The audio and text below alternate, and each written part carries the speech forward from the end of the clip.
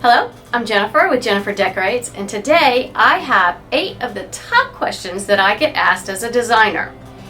My first question that I'm asked is, what is your favorite neutral color? Well, my favorite color is Revere Pewter by Benjamin Moore. It's a gray beige, but it tends to lean a little more towards the beige side. Sometimes gray's beautiful, but they can be kind of cold. So this is a great color that pairs with everything. It looks great with wood furniture, light or dark, and it looks great with black painted furniture. It is just a great background for any room. Another question, number 2, that I get asked is, can you mix woods in the same room? And my answer to that is yes. My rule of thumb is to not mix more than 2. So if you have a light piece, dark piece, don't interject a third piece in of a different wood tone. Typically, if I need one more piece of furniture and I don't want to go the third wood tone in the room, I'm going to choose a painted piece because then that brings the whole design together. A third question I get asked is, do I prefer artwork or a mirror to hang above the mantle? I'm always going to lean towards artwork, and the reason is because when I choose where to put a mirror in a room, I want to think about what is it going to reflect. And so many times I'll place a mirror on the opposite side of the room where a window is, or beside it, and that's going to reflect sunlight. When you put a mirror above a mantle, typically what it reflects is the light fixture or a ceiling fan or part of the ceiling. It is not visually attractive, so I'm going to go for art above the mantle. A fourth question I get asked is, Jennifer, is brass back in style?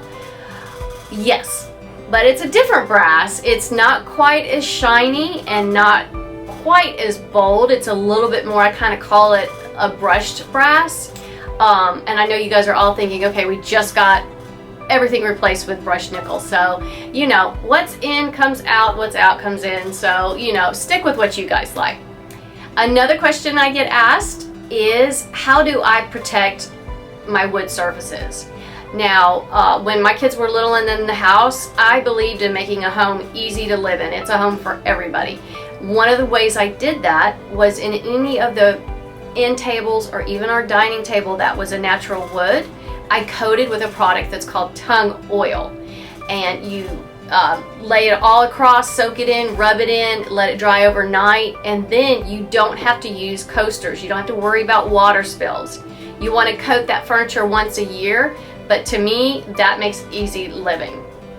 Now, number 6, I get a question. I like to decorate with a lot of greenery, you know, little boxwoods, all kinds.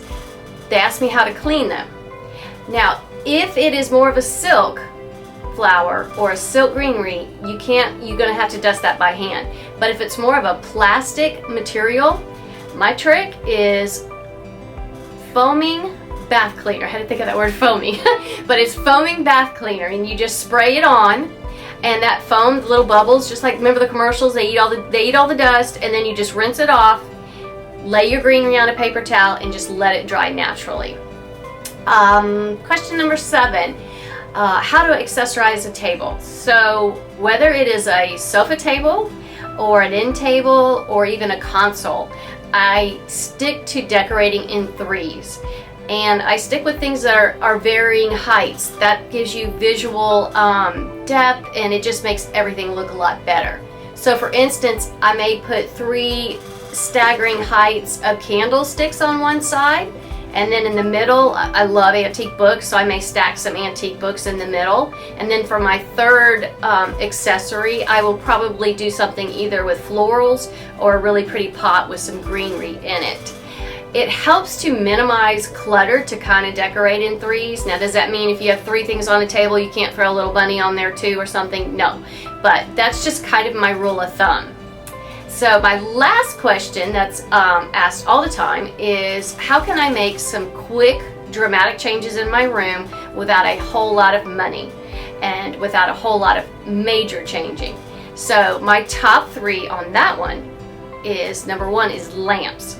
Many times people just kind of overlook their lamps and they've become dated, old, dust worn.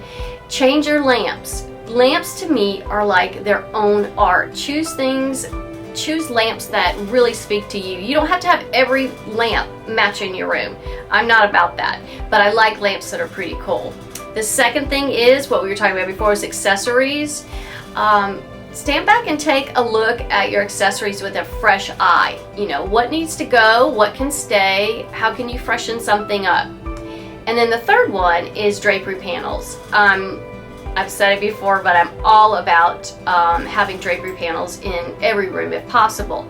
Now that's not a ton of drapes. I don't mean, you know, with a valance on top, but just simple drapery panels that can flank each side of a window. And what that does is it softens the whole room. It brings your eye up on the wall, and it also helps with echoing. If you guys have hardwood floors and you add draperies to a room, that will help that echoing.